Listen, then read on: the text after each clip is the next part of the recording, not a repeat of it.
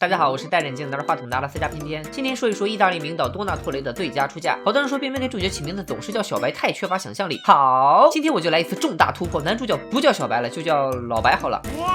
老白的职业是海盗船长。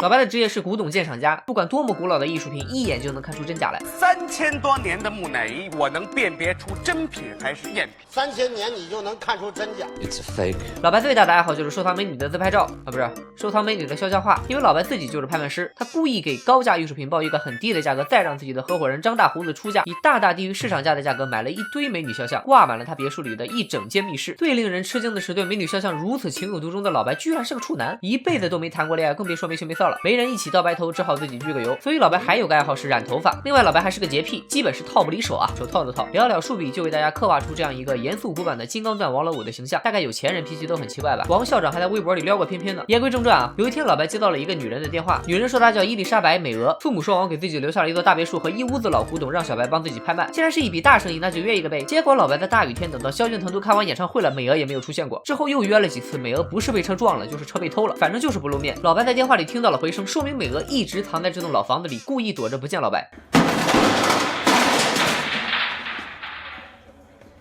大妹子，你是不是拿我当猴耍呢？美俄说晚上9点我会给你一个解释，然后晚上9点打来电话说不好意思，我不卖了。翻译过来就是对我就是拿你当猴耍呢。按理说以老白的脾气，遇到这种磨人的小妖精早就撕破脸不伺候了。但是老白在美俄房子里发现了几个神秘齿轮，老白找到了一个手指非常灵活、喜欢搞发明创造的机械师，我们就叫他西门铁柱吧。铁柱仔细研究发现，这些神秘齿轮是来自一个古代机器人，很可能是塞伯坦星球的黑科技。如果能够集齐所有零件修复完成，就算拼不出个擎天柱大黄蜂，也算是一件稀世珍宝啊。古董收藏家老白自然产生了浓厚的兴趣。而从美俄的老管家口中得知，美俄一直没见他，其实是因为患了一种不能见人的心理疾病。这时候美俄又打来电话说还是想继续和老白合作，但是透过墙上的小洞洞，两人对了一眼，美俄又开始嫌弃老白染头发。老白一气之下扔掉合同，还没走远呢，老管家把家里的钥匙给了老白，说是美俄要他给的。就这样，时不时就能发现的神秘零件以及美俄忽冷忽热的态度，都成功引起了老白的注意。老白甚至为了讨好美俄，把头发染了回去，还在给铁柱送零件的时候旁敲侧击向铁柱学习撩妹的技巧。他和铁柱也熟悉了起来，铁柱的女票跟铁柱吵架以后都会来找老白求助。就这样过了几天，老白终于忍不住想偷看一下美俄的庐山真面目，他故意用力关门，然后躲在了雕像后面，准备偷窥一下美俄，相当于跟一个女网友聊了大半个月微信，总得见面验验货吧。果然不出所料，美俄人如其名，是个大美女呀。就在老白感觉自己人财两收的时候，发现美俄家大门偷偷换了锁。老白在美俄家对面的咖啡馆里苦苦等待老管家给自己开门。咖啡馆里总是坐着一个女版霍金，对数字有着超强的记忆力，能把圆周率背到8000多位。回到美俄家以后，美俄跟老白道歉，并且给了他新钥匙，还告诉老白自己最后一次去外面的世界是到一家叫没羞没臊的餐厅。老白说你想去我可以陪你啊。两个人就这样维持着朋友以上恋人未满的暧昧状态，时不时你给我送个花，我给你撒个娇啥的。在老白第2次偷窥美俄的时候，手机不小心掉在地上，被美俄发现，两个人终于见了面。红红的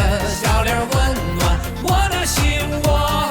在铁柱的指导下，老白开始给美俄各种买，无非就是送衣服、送化妆品、请吃烛光晚餐这些个毫无新意但是绝对有效的招数。恋爱中的人永远不知满足，没见面之前渴望能见面，见面之后老白又渴望美俄能够克服自己的心理疾病，走出这个老房子，走进自己的世界。在一个大雨天的夜晚，老白被人抢劫受伤倒地，打电话向美俄求助。在爱情的力量驱动下，美俄终于离开了自己的老房子，把老白送去了医院。美俄克服了自己的心理疾病，住进了老白的大别墅里。老白也把自己的收藏和美俄分享。美俄说自己那些老古董不卖了，全都留给老白。老白在做完最后一次拍卖工作以后正式退休。这次他没有故意报低价，因为有了美俄以后，他再也不需要那些画中的美女了。下台后的老白还跟自己的秘密买手张大胡子来了个拥抱。就这样，老白和美俄过上了没羞没臊的幸福生活，才怪呢。老白回到家以后发现美俄不见了，来到密室一看，我擦嘞，一屋子的古董名画全他妈不见了，只剩下那个已经被铁柱修复好的机器人。The Transformers, more than meets the eye. Autobots wage their battle to destroy the evil forces of the Decepticons. 而美俄母亲的那幅肖像画背后也写了铁柱留给老白的祝福和感谢。老白来到美俄的老房子，发现又一次换了锁。对面咖啡馆的女版霍金告诉老白，人家已经搬走了。老白问你有没有见到里面住的美女啊？女版霍金说见过呀，那个女人曾经出来过237次。老白一听脸都绿了，这怎么可能？女版霍金继续说，你进过这栋老房子63次，白天36次，晚上27次。老白心服口服，大妹子你怎么称呼啊？女版霍金说，我的全名叫伊丽莎白美俄，这个老房子就是我们家的，最近2年租给了一个机械师，他的手指非常灵活，什么都会修，还给我做了一部新电梯呢。故事的结局是老白独自一人来到了美俄曾经告诉过自己的那家名叫没羞没臊的餐厅，他一个人坐在那里安静的等待着，好像早晚有一天他心爱的女人会再次出现。